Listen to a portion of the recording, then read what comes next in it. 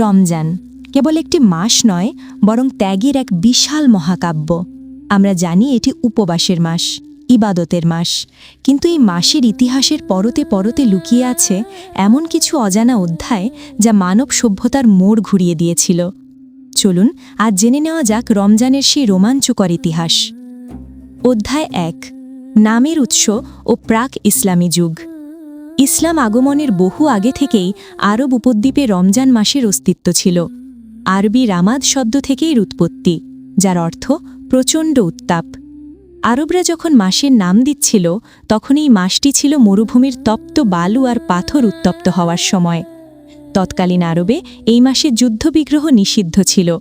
এমনকি নবুয়ত পাওয়ার আগে আমাদের প্রিয় নবী হজরত মোহাম্মদ সাল্লাল্লাহু আলাইহি ওয়াসাল্লাম মক্কার হেরা গুহায় এই রমজান মাসেই নির্জনে ধ্যান করতেন। অধ্যায় ২, রোজা ফরজ হওয়ার সেই দিনগুলো।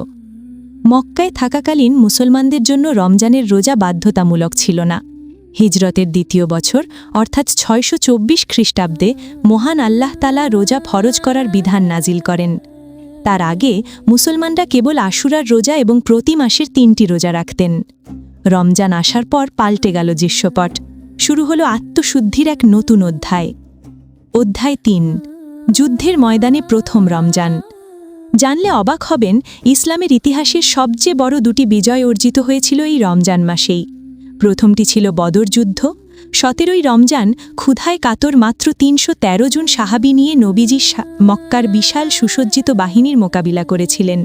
সেই অসম লড়াইয়ে বিজয় এসেছিল রমজানের বরকতেই। তার কয়েক বছর পর ২০শে রমজান অর্জিত হয় মক্কা বিজয়। রক্তপাতহীন সেই বিজয় আরবের মানচিত্র চিরতরে বদলে দিয়েছিল। অধ্যায় ৪, আসমানি কিতাব ও রমজান। রমজান কেবল কোরআনের মাস নয়। ইতিহাস বলে মানবজাতির হেদায়তের জন্য আসা প্রায় সব প্রধান কিতাবই এই মাসে নাজিল হয়েছে। হজরত ইব্রাহিম আলাইহিসসালামের সহিফা, মুসা আলাইহিসসালামের উপর তাওরাত, দাউদ আলাইহিসসালামের উপর জাবুর এবং ঈসা আলাইহিসসালামের উপর ইনজিল, সবগুলোই রমজানের বিভিন্ন তারিখে অবতীর্ণ হয়েছিল। তাই একে বলা হয় আসমানি আলোর মাস। অধ্যায় ৫, তারাবিহ ও সমাজ সংস্কার। রমজানের রাতের প্রধান আকর্ষণ তারাবিহ নামাজ। রসুলের আমলে এটি বিচ্ছিন্নভাবে পড়া হতো, কিন্তু হজরত ওমর রাজিউল্লাহ তালা আনহুর খেলাফতকালে সব মুসলমানকে এক ইমামের পেছনে জামাতে নিয়ে আসা হয়, যা আজও মুসলিম উম্মাহের ঐক্যের প্রতীক হয়ে দাঁড়িয়ে আছে।